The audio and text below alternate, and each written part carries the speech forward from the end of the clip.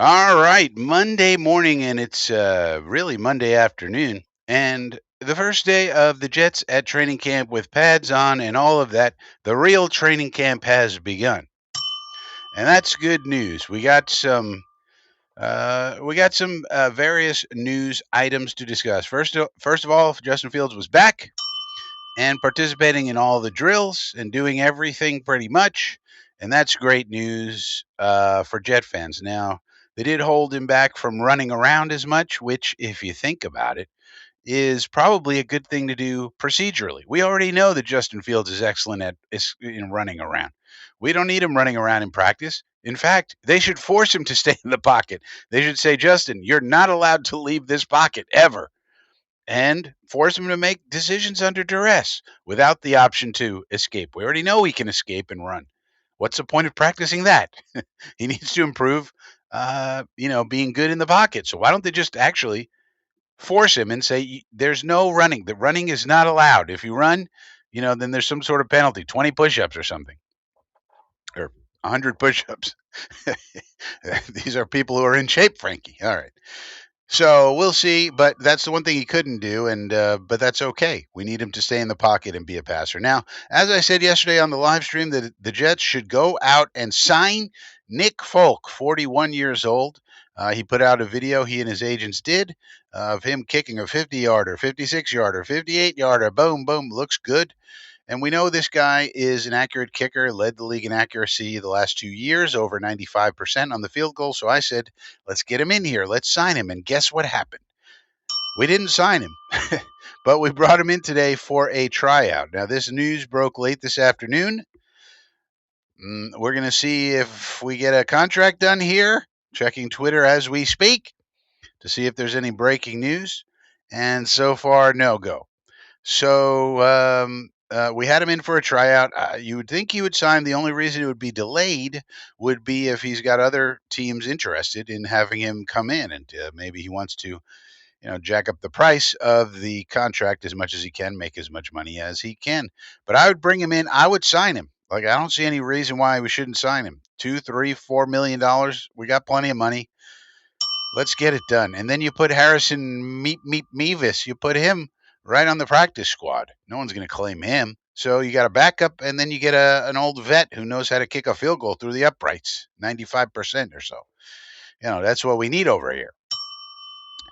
Now, the other thing is we got some training camp reports. One in particular from Zach Rosenblatt was writing up what was happening and so forth and so on. And he says two rookies are standing out. Oh, you go, who are these two rookies standing out? And one of them is Malachi Moore.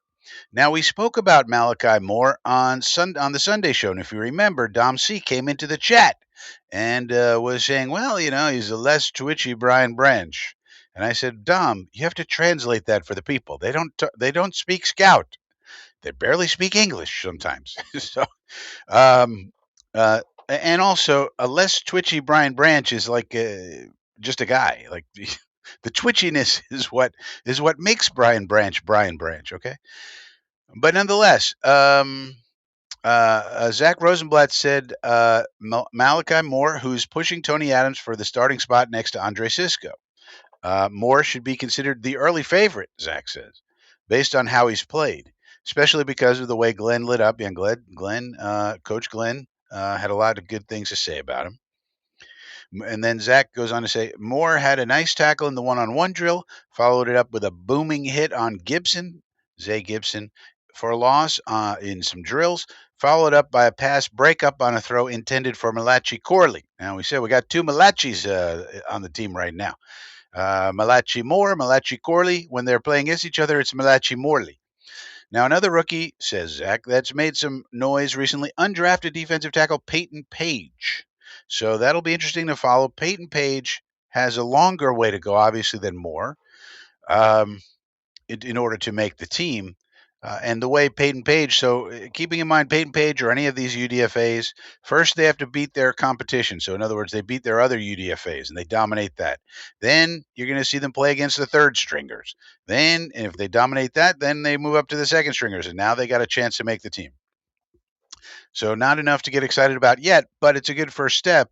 You got to make your way up the ladder when you're a UDFA. So Payton Page, someone we'll keep an eye on, especially in some of the preseason games. And keep in mind, if he dominates in the preseason, it's just another step. It doesn't mean he's going to be great in the regular season. Most of the time, that's not the case. Almost all the time. So, but it's just another step to them maybe making it. The other thing is, the other interesting thing from Zach's column, he makes a big deal out of Marcelino McCrary Ball. And maybe Marcelino is going to be LB3. We need an LB3 in this defense very badly. We were speculating maybe Jamin Davis, maybe Kiko Mauaroa, but maybe it's actually the veteran Marcelino McCrary Ball, because he's got a couple of bullet points here in Zach's column as good things that he did. And he says he's made more plays than the other linebackers fighting for depth spots in camp. And it's not depth spots, it's linebacker 3, which is technically a starting linebacker. But I'm more intrigued about Malachi Moore, and so I wanted to go back, especially since Dom C brought him up on Sunday. I wanted to go back to the scouting reports and remember what they told us about Malachi Moore. Here he is from Alabama. And scouting report, 6 feet, 198. Positives. Ball hawk with very good range as a deep safety. So my concern is who's going to play strong safety on this team. Drives and attacks the ball in the air. Now you need, if you can get rock and roll safeties, which means they can play in the box and deep very well. That's a rock and roll safety. The rock is the tackling. The roll is the ball hawking. Then you're great. I mean, then you could just mix and match and nobody knows what you're doing. Now here, secured tackler in the open field. Well, that sounds good. Like maybe he can play in the box. But here's the negatives, and this is what I had remembered. Lacks ideal physicality when playing in the box. How's he going to be a strong safety when he lacks ideal physicality when playing in the box? Not a big banger, more of a wrap tackler. Now, maybe he can improve on these things. But this goes on to say that Malachi Moore projects as a second-round pick, potential to become an impact player. So that's pretty high praise, because we got him in the 4th round. Now here it says 3rd round. So they contradict themselves. And again, people in football are not the brightest, generally speaking. His strengths in deep coverage and man-to-man versatility make him a valuable asset.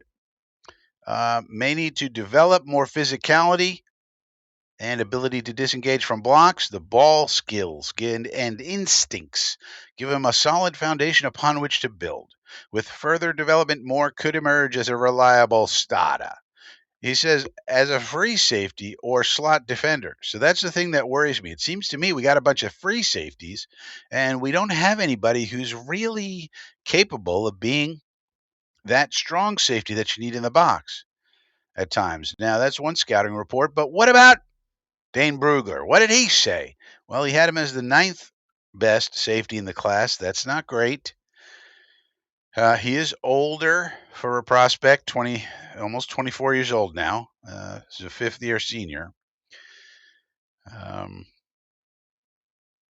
And you can see here, he says, let's make this a little bigger. Moore doesn't have difference-making size or athletic traits. Well, not good. But he is a tough, instinctive player. So everybody seems to say he's instinctive. That's good. Who can defend the run, he says, and play with just enough range and coverage. Projects best as a post, or half-field safety in zone, which would allow him to patrol, work top down, and be a solid NFL contributor. He grades him out 4th round. He went in the 4th round. This is one of the reasons Dane Brugler's the best. So I don't know. I'm still a little concerned about playing this man next to Cisco. Is Cisco the strong? Maybe they split up the duties. Maybe they think they're both equally adept at both and they can mix and match. I don't know, but we'll have to see. There's some. I mean, people are saying he doesn't have physicality, but then this says plays with enforcer attitude, but takes it too far at times. I'll take a guy who takes it too far at times, especially for the Jets. We need to have some sort of identity where people can't push us around, like Deion Dawkins pushed around Michael Clemens as like he was a rag doll. We can't have that. So I don't know. We'll have to see. AG's high on him, and maybe maybe he's improved since these scouting reports have been written, and maybe he put on weight, and maybe he got better at the tackling. It's all possible.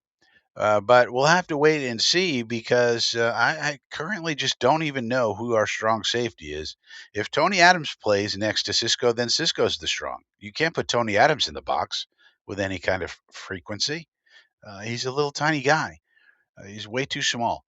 So um, uh, I don't know. I've been saying we need to sign another kind of safety for a long time, but the Jets don't seem inclined to do so.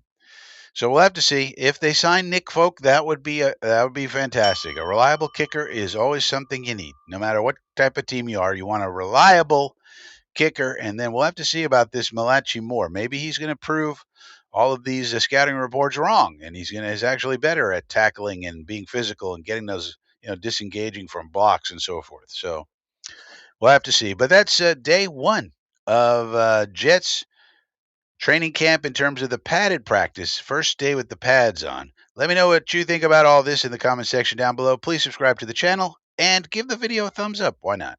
I'll see you later.